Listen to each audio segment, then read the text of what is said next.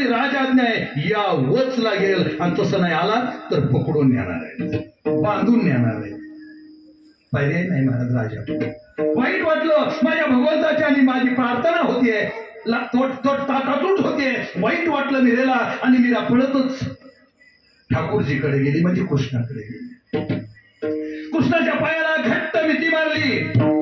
कृष्णा धाव, आता तुझ्याशिवाय मला कुणीच नाही. मला माझ्या मेतडला ज्यांनी मला मारण्याचा प्रयत्न केला, ज्यांनी क्षणोक्षणी मला अपमानित केलं, ज्यांनी माझा उपहास केला, त्या राज्यामध्ये मला पुढे जायचं नाहीये. आता सर्वस्व तुझ्या हातात आहे. कृष्णाला घट्ट मिठी मारली आणि काय सांगावं, अगदी 2च मिनिटामध्ये तिचा प्राण, तिचा जीव या कृष्ण परमात्म्याला विलीन झाला आणि तिचं देह तिथंच फक्त शिल्लक राहिला. आलेली माणसं वाट बघू लागली. जाऊन बघते तर फक्त मेलेल्या, म्हणजे जी मीरा आहे ना, या मेरेचा मृतदेह होता. आणि याला म्हणतात मिठी मारली. जिथं सर्वस्व परमेश्वर मानतो, देवाशिवाय दुसरा विचार मनामध्ये नाही, ही अवस्था जेवढी माझी होती त्याला म्हणतात मिठी मारली. आणि अशी मिठी आमच्या कांडोपात्रानं सुद्धा.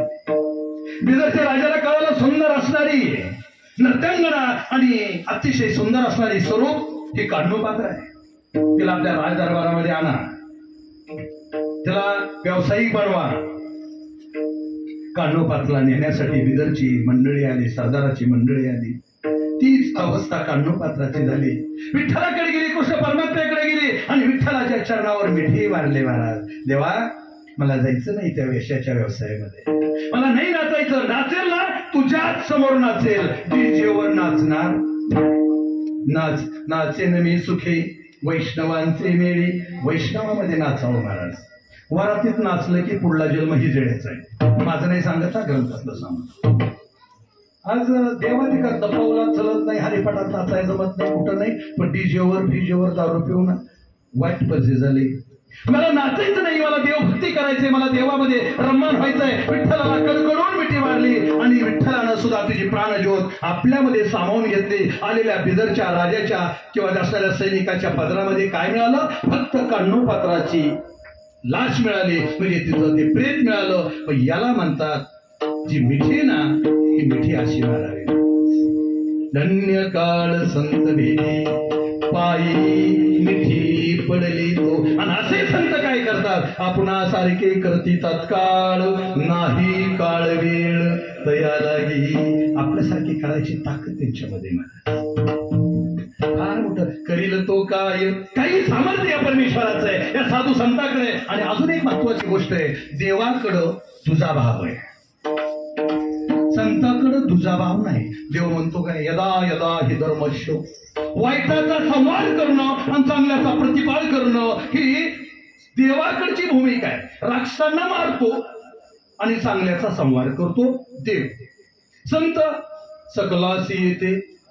बघा बरं, ती चपल्या हाणणारी बी आहे, ती पैसे हाणणारी बी आहे, ती साऱ्या प्रकारची. पण आमचे संत महात्मे माऊलीच म्हणतात का नाही, त्यांना ही ताकद संताकडे. पण देव काय करतो? नजर राखतोय. आज ना उद्या, लक्षात राहू द्या. त्याला वाटत असेल माझं भागलं नाही बाबा, तुझी आयुष्याची परिपूर्णता देव करणार आहे, फक्त थोडा उशीर आहे. विठ्ठल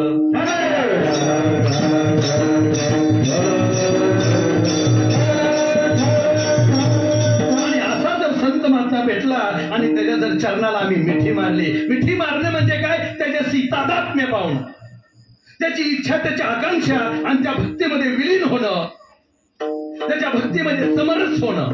भरताराच्या प्रमाणे, म्हणजे जी पतिव्रता स्त्री असते ना, आपल्या मालकाला काय आवडतं, त्याला काय केलेलं आवडत नाही, हे सारं जसं बायकांना माहित असतं. आणि आपल्या मालकाच्या मताला जी अनुसरते तिला पतिव्रता म्हणतात. आपलं सर्वस्व ज्यावेळी मालकाला अर्पण करतो त्यावेळी स्वतःचं अस्तित्व शिल्लक राहत नाही. तसा एखादा भक्त ज्यावेळी मिठी मारतो त्यावेळी त्याचं स्वतःचं अस्तित्व शिल्लक राहत नाही.